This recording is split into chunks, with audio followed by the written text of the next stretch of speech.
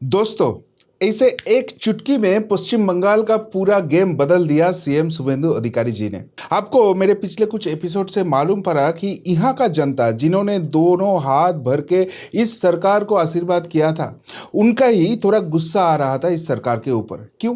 क्योंकि उनका दो रीजन था। एक तो था जिस टीएमसी के अगेंस्ट इतना संघर्ष करके जनता ने वोट दे के भाजपा को जिताया, इस भाजपा का नेतृत्व उस टीएमसी को लेके थोड़ा ज्यादा ही प्यार मोहब्बत का नाटक कर रहा है। और दूसरा रीजन था जिस हिंदुओं ने वोट दिया था, उस हिंदुओं के लिए ये सरकार खास कुछ नहीं कर रहा था। लेकिन सीएम शुभेंदु अधिकारी जी ने अभी ऐसे दो कानून लाने का बात किया और उसके साथ साथ ऐसे कुछ अहम स्टेप्स ले लिया ऑलरेडी, जिसके कारण अभी लग रहा है कि पूरा गेम चेंज हो चुका है। जितना भी एंटी इनकम्बेंसी ये 3 महीने में ही क्रिएट हो गया था, वो बिल्कुल खत्म हो गया। आज आपके सामने उसका पूरा कच्चा चिट्ठा मैं रखूंगा।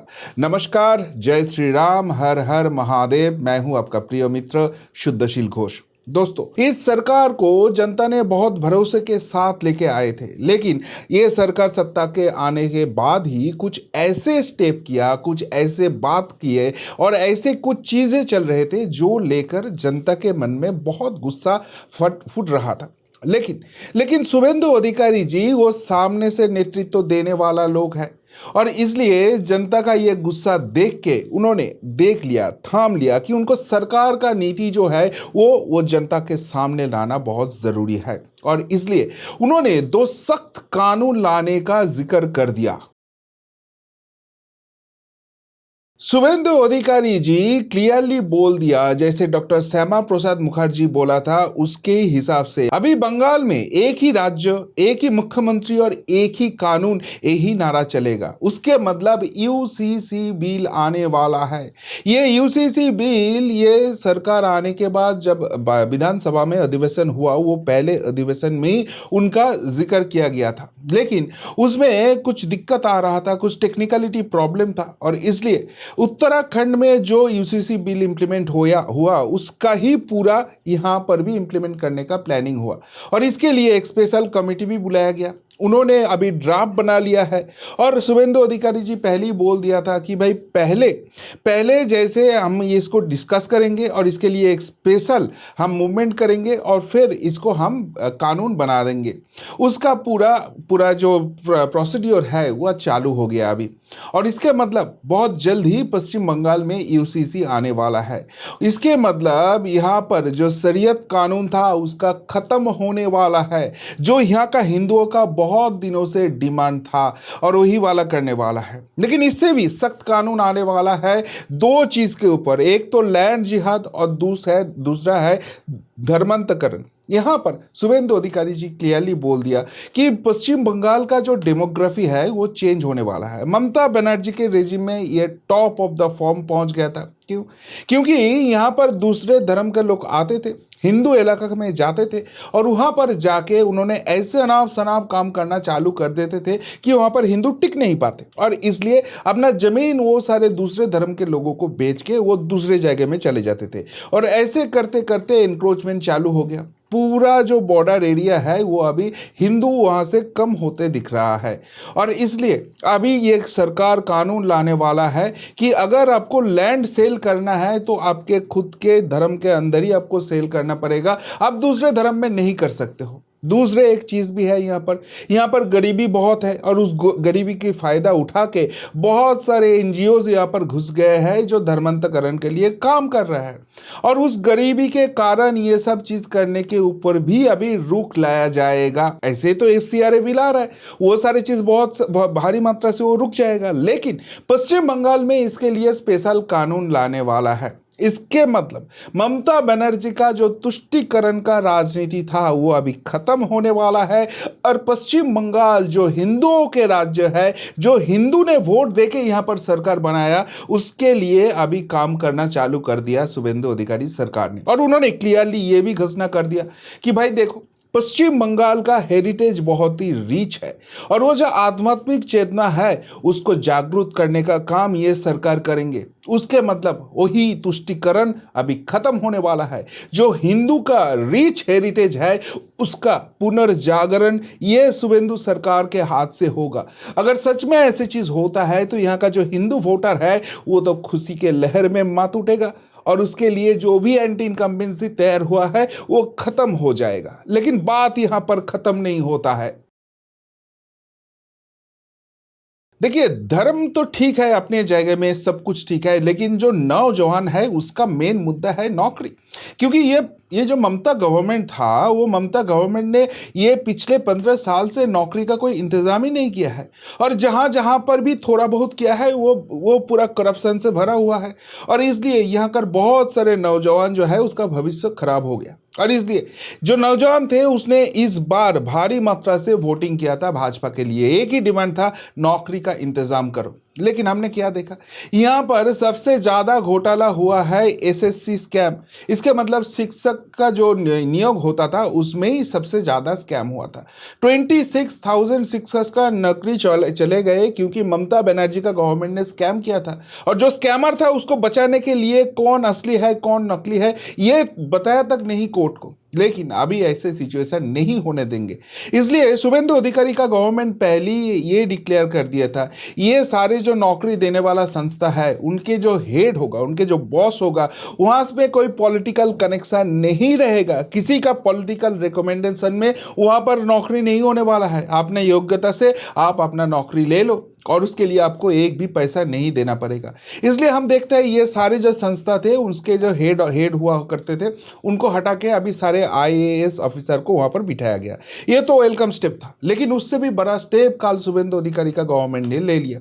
उन्होंने क्लियरली बोल दिया कि देखो ये जो लोग यहाँ पर बैठते हैं उसको कुछ लेना देना का मतलब होता है और इसलिए ये इतना सारे घोटाला होता है, तो हम ऐसे लोगों को रिक्रूट करेंगे जिसको ये सारे चीज से कुछ लेना देना नहीं है।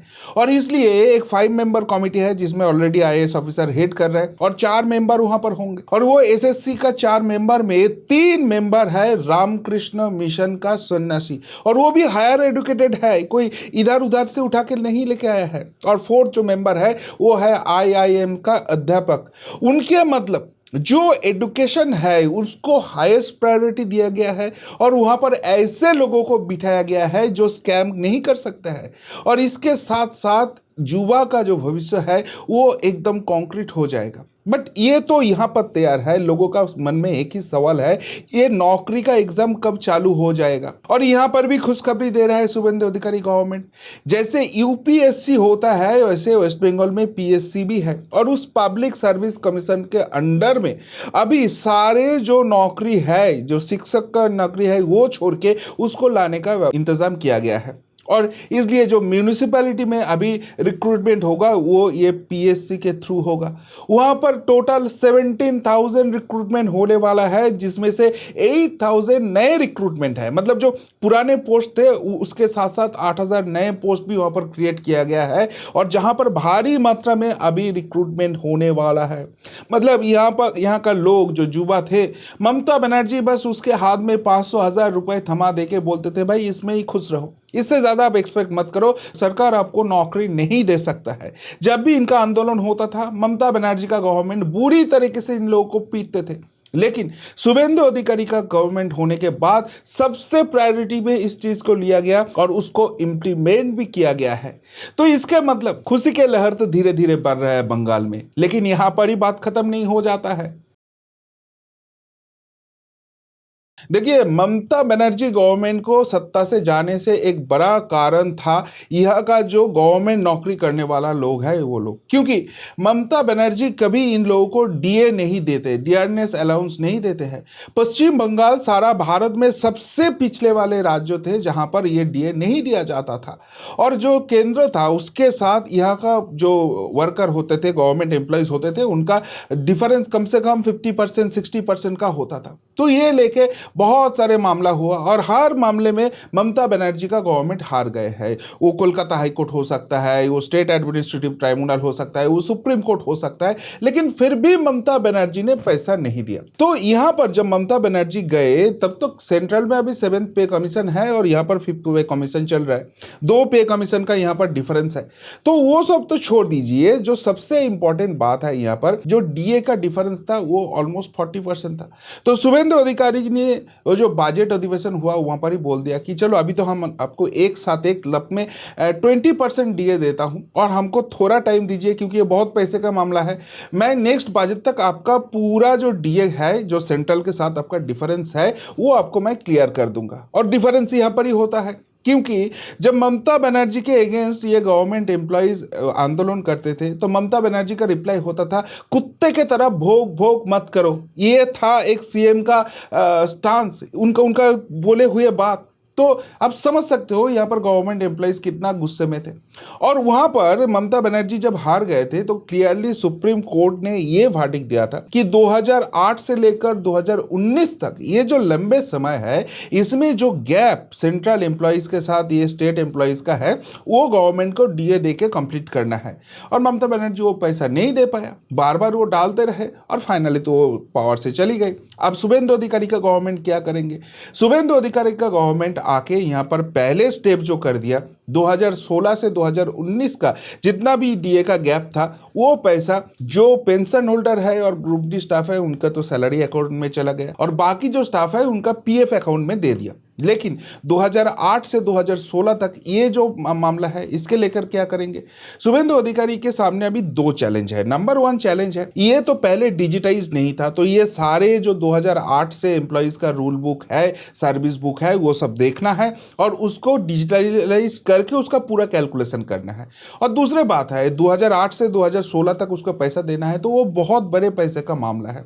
तो वहां पर शुभेंदु अधिकारी का गवर्नमेंट ने बोला कि देखो, हम एक साथ तो आपको इतना पैसा नहीं दे सकते, हम आपको 4 किस्ती में ये पैसा देंगे। पहले वाला ये 2026 में ही आपको मिल जाएगा, सितंबर अक्टूबर तक आपको ये सारी चीज मिल जाएगा। 2027 में हम 2 बार में 2 किस्ती में आपको वो पैसा देंगे और 2028 के जनवरी मार्च तक मैं आपका पूरा पैसा क्लियर कर दूंगा। अगर सच में शुभेंदु अधिकारी का गवर्नमेंट ये इंप्लीमेंट कर देता है तो ये जो गवर्नमेंट एम्प्लॉयज है वो लोग क्या कभी साथ छोड़ेंगे इस सरकार का? उसके मतलब जहां जहां जिस जिस सेगमेंट पे ममता बनर्जी का ऊपर लोगों का गुस्सा था, वही सेगमेंट में एकदम आंतरिकता के साथ ये शुभेंदु अधिकारी का गवर्नमेंट काम करना चालू किया। और कोई सरकार अगर सच में प्रॉब्लम को डीप डाइव करते हैं और उसके बाद उसका सल्यूशन ढूंढता है तो क्या वहां पर कुछ प्रॉब्लम हो सकता है? और अगर आप सोचते हो कि यहां पर ही बात खत्म हो गया, तो अभी तो स्टोरी और भी लंबे होने वाला है। अगले 2 पॉइंट में मैं आपको ये सारी चीज समझा दूंगा कि देखो पश्चिम बंगाल में ममता बनर्जी ने क्या किया था और अभी शुभेंदु अधिकारी का गवर्नमेंट वो आके कैसे 180 डिग्री टर्न कर रहा है। देखिए, पश्चिम बंगाल का सबसे बड़ा प्रॉब्लम था इंडस्ट्री, क्योंकि ममता बनर्जी ने जब टाटा को भगाई तो उसके बाद पश्चिम बंगाल में इंडस्ट्री हो सकता है, ऐसे कोई इंडस्ट्रियलिस्ट सोच भी नहीं सकते थे। अगर 2-4 कोई कोशिश भी किए थे तो उन्होंने क्या देखा? उन्होंने देखा यहाँ पर आने के बाद ममता बनर्जी का पार्टी का लोग आ जाते हैं, उनको तोलाबाजी का पैसा देना पड़ता है, उसको काटमानी का पैसा देना पड़ता है और पॉलिटिकल इंटरफेस तो बहुत है, जिसके कारण यहाँ पर काम करना मुश्किल है। ऊपर से गवर्नमेंट के इतना रूल्स एंड रेगुलेशंस है जिसके साथ आप इंडस्ट्री नहीं कर सकते हो। लेकिन ये शुभेंदु गवर्नमेंट आने के बाद ये थाम लिया कि भाई हम तो गवर्नमेंट जॉब देंगे, लेकिन उसका एक सैचुरेशन पॉइंट है। इतने सारे लोगों को अगर एम्प्लॉयमेंट देना है तो आपको भारी इंडस्ट्री लाना पड़ेगा और वो भारी इंडस्ट्री आएंगे, यहाँ पर अच्छे से काम करेंगे तो गवर्नमेंट का रेवेन्यू भी बढ़ेंगे। तो उस हिसाब से काम करना चालू किया। बट वो बस मुंह में बोलने वाला बात नहीं है। कल यहाँ पर एक लंबा मीटिंग हुआ, जो वाणिज्य दफ्तर है उसने पूरा सारे मिनिस्टर को ले लिया जो इसके साथ जुड़े हुए हैं। जैसे वाणिज्य मंत्री तापस राय थे, जैसे वित्त मंत्री सपन दासगुप्ता थे, जैसे ट्रांसपोर्ट मिनिस्टर अर्जुन सिंह थे, ऐसे सारे मिनिस्टर और सारे इंडस्ट्रियलिस्ट को यहाँ पर बुला लिया। उसका क्या प्रॉब्लम है, ग्राउंड लेवल रियलिटी क्या है, उसको सरकार से क्या चाहिए। इंडस्ट्री तो आपको करना पड़ेगा, लेकिन उसके लिए आपको सरकार से क्या चाहिए, वो पूरा डिटेल से 3 घंटे 4 घंटे से वो डिस्कशन हुआ। और उसके बाद वाणिज्य मंत्री तापस राय ने बोल दिया कि हम हमारे पास बहुत सारे सजेशन आए, हम वो पूरा लिस्ट डाउन कर रहे हैं और वो फिर फाइनली सीएम शुभेंदु अधिकारी जी के पास जाएंगे। और उसके बेसिस में वो बस बंद फाइल में बोलने के लिए बात नहीं है, हम पूरा इंडस्ट्री का पॉलिसी बनाएंगे और जिस जिस चीज़ का ज़रूरत है इंडस्ट्रियलिस्ट को हम वही इंप्लीमेंट करेंगे। हमारा एक ही मकसद है, पश्चिम बंगाल में कैसे भी किसी भी हाल में इंडस्ट्री को लाओ, क्योंकि एक टाइम पश्चिम बंगाल देश का नंबर 1 था, सारा विश्व बात करते थे। अभी वही वाला सिचुएशन हम अगले 5 साल से यहाँ पर लेके आएंगे और उसके लिए काम करना चालू कर दिया। लेकिन बस डिस्कशन इंडस्ट्री लाना कैसे प्लानिंग होगा इसमें ही ये गवर्नमेंट नहीं बैठा था। पिछले ममता बनर्जी गवर्नमेंट के ऊपर सबसे ज़्यादा बड़ा इल्ज़ाम था कि ममता बनर्जी वो पूजा का पैंडल में जाके फीता काटते थे, उसका द्वार उद्घाटन करते थे, सब कुछ करते थे, लेकिन ममता बनर्जी को कभी किसी इंडस्ट्री का इनॉग्रेशन करते हुए हमने कभी नहीं देखा। यही था खासियत ममता बनर्जी की। लेकिन ये सरकार जो है ये पहले दिन से ही काम कर रहे हैं, जहां जहां पॉसिबल है, जो भी पॉसिबल है वो लेके आओ, इंडस्ट्री लाओ। और इसके साथ साथ ही हम देखते हैं अगले 17 अगस्त को यहाँ पर पुरुलिया में एक स्टील प्लांट का उद्घाटन होने वाला है। 36,000 करोड़ का इन्वेस्टमेंट वहां पर हो रहा है और कम से कम 1600 लोगों का डायरेक्टली एम्प्लॉयमेंट वहां पर होने वाला है। और अगर इतना बड़ा इंडस्ट्री आएगा तो उसके साथ साथ बहुत सारे छोटे छोटे इंडस्ट्री भी, उसके जो सहयोगी इंडस्ट्री होता है वो आएंगे। शुभेंदु अधिकारी जी ने क्लियरली बोल दिया, देखो ये जो जंगल महल एरिया है, मतलब पुरुलिया, बांकुरा, झारग्राम, बीरभूम, पश्चिम बर्धमान, ये सारे जगह में इतना अच्छा कृषि का काम नहीं होता है, क्योंकि ये लाल मिट्टी का राज्य है। तो यहाँ पर अगर आपको करना है तो इंडस्ट्री ही करना है, क्योंकि बहुत बैरन लैंड यहाँ पर पड़ा है। तो लैंड बैंक पॉलिसी तो बनेगा, लैंड तो यहाँ पर इंडस्ट्रियलिस्ट को दिया जाएगा और ऐसे ही बहुत सारे इंडस्ट्री आगे भी आने वाला है। क्योंकि यहाँ का जो इलाका है, यहाँ का कृषि नहीं होता है, तो सारे लोगों को बाहर जाके माइग्रेंट लेबर होकर काम करना पड़ता है। अगर उनको माइग्रेंट लेबर ही होना है तो अपने जगह में वो हो जाए, और अगर खुद के घर में रहते हुए ये लोग इतना काम कर सकते हैं तो इस जो एरिया है ये तो पूरा डेवलप हो जाएगा, पूरा चेंज हो जाएगा। और उसके दिशा में ही ये गवर्नमेंट काम करना चालू कर दिया। उसका मतलब ये बस बोलने वाला कागज का सरकार नहीं है, ये ग्राउंड में इंप्लीमेंट करने वाला सरकार है और वैसे ही आगे चलेगा। ये शुभेंदु अधिकारी ने एकदम थाम लिया है। लेकिन बात यहां पर भी खत्म नहीं होता है। सबसे बड़ी बात है लोकतंत्र जो है उसको पुनः प्रतिष्ठा करना, यही बंगाल का सबसे बड़ा डिमांड है और इस दिशा में भी शुभेंदु अधिकारी ने काम करना चालू कर दिया। ममता बनर्जी का सबसे बड़ी खासियत थी, जहां जहां पर उनका हारने का डर होता था ना, वहां पर इलेक्शन सिस्टम ही वो पूरा उठा देते थे। ये मुंह में बोलते थे अगर भाजपा आएंगे तो पूरा इलेक्शन सिस्टम बंद कर देंगे, लेकिन खुद ही यहां पर इलेक्शन नहीं करने देते थे। पहले वो छात्र वोट से चालू हुआ, किसी भी कॉलेज में अभी कोई संगठन दूसरे पार्टी का नहीं कर सकते हैं, लेकिन उसके बाद धीरे धीरे जो म्यूनिसिपैलिटी है वहां पर भी ममता बनर्जी ने वही वाला चीज चालू कर दिया। वहां पर जहां पर ममता बनर्जी का हारने का डर होता था वहां पर उसने प्रशासक बैठा देता था। तो अभी शुभेंदु अधिकारी का गवर्नमेंट बोला नहीं, ऐसे नहीं है। यहां पर हालांकि गवर्नमेंट आने के बाद बीजेपी के ऊपर लोगों को थोड़ा गुस्सा आ गया, तो ऐसे हो सकता है कि आने वाला चुनाव में बीजेपी का हार हो सकता है। लेकिन बीजेपी का एक ही मंत्र है, शुभेंदु सरकार का एक ही मंत्र है, यहां पर का जो लोकतंत्र का पुनः प्रतिष्ठा है वो करना पड़ेगा। और इसलिए अभी यहां पर विधानसभा में स्पेशल बिल लाया गया और डिलिमिटेशन हो गया कलकत्ता म्यूनिसिपल कॉर्पोरेशन और हावड़ा म्यूनिसिपल कॉर्पोरेशन। हावड़ा में लास्ट कब वोट हुआ था लोग तो भूल ही गया है। पिछले 10-12 साल से यहां पर प्रशासक बिठा के ममता बनर्जी काम चला रहा है और बहुत सारे दिक्कत थे, सारे वो हटा दिया और यहां पर वो डिलिमिटेशन करके वो बिल पास करा लिया। और उसके साथ साथ जो यहां पर मंत्री है अग्निमित्रा पाल, उन्होंने तो डिक्लेयर कर ही दिया कि जिसका तो टर्म ओवर हो गया वो म्यूनिसिपैलिटी का तो इलेक्शन होने वाला ही है, जिसका ऑलमोस्ट होने वाला है वो सारे म्यूनिसिपैलिटी का काम भी, इलेक्शन भी हम नवंबर दिसंबर तक कर देंगे। क्योंकि देखिए यहां पर सारे सारे टीएमसी का लोग बैठे थे जो लोगों को परिसेवा देने के बदले यहाँ सर पैसा कमाना उनका मूल मंत्र मान लिया था। तो अभी 4 मई के बाद ये सारे लोग गायब हो गया। अभी भारी बरसात चल रहा है तो सारे जगह के ड्रेनेज का प्रॉब्लम है, वहां पर पानी का लॉग हो जाएगा, तो वो सारे इश्यूज है। तो मेरा हार हो सकता है, मेरा जीत हो सकता है, लेकिन यहां पर अगर चुने हुए जनप्रतिनिधि रहेंगे तो लोगों तक परिसेवा पहुंचेंगे और उस दिशा में ही इस सरकार को काम करना है। तो ये कोई मायने नहीं लगता मैं हारने वाला हूं या जीतने वाला हूं। अगर जो लोकतंत्र को पुनः प्रतिष्ठा का बात हमने जनता से किया है वही वाला हम इम्प्लीमेंट नहीं कर पाता है तो कैसे हम सरकार चला रहा है। अगर किसी सरकार ने ऐसे ठाम लिया है और इस दृष्टिभंगी से पूरा सरकार चलाने का काम कर रहा है तो वो सरकार के ऊपर लोगों को गुस्सा हो सकता है, अभिमान हो सकता है, लेकिन वो इस सरकार को कभी हटा नहीं देंगे। वो सरकार को वो परामर्श देंगे कि आप ऐसे करो तो हमारा अच्छे होगा और वो सरकार सुनने के लिए तैयार भी है। लोकतंत्र का यही तो सबसे अच्छा सुंदरता है जो शुभेंदु अधिकारी का गवर्नमेंट यहाँ पर दिखा रहा है। तो इसके मतलब जैसे बादल छा जाते हैं और उसके बाद थोड़ा सूरज उगलते हैं और लोगों के मुंह में मुस्कान आ जाते हैं, पश्चिम बंगाल का सिचुएशन भी धीरे धीरे वैसे ही होने वाला है। और ये असंभव को संभव करते हुए दिखाया शुभेंदु अधिकारी जी अपने नेतृत्व में पूरा सरकार को लेके। क्या बोलेंगे शुभेंदु अधिकारी जी का ये सारे स्टांस लेकर? अगर कुछ बोलना है तो ज़रूर कमेंट बॉक्स में कमेंट करके बताइए। अभी के लिए इतना ही, फिर मिलता है बहुत जल्दी। नमस्कार, जय हिंद, वंदे मातरम।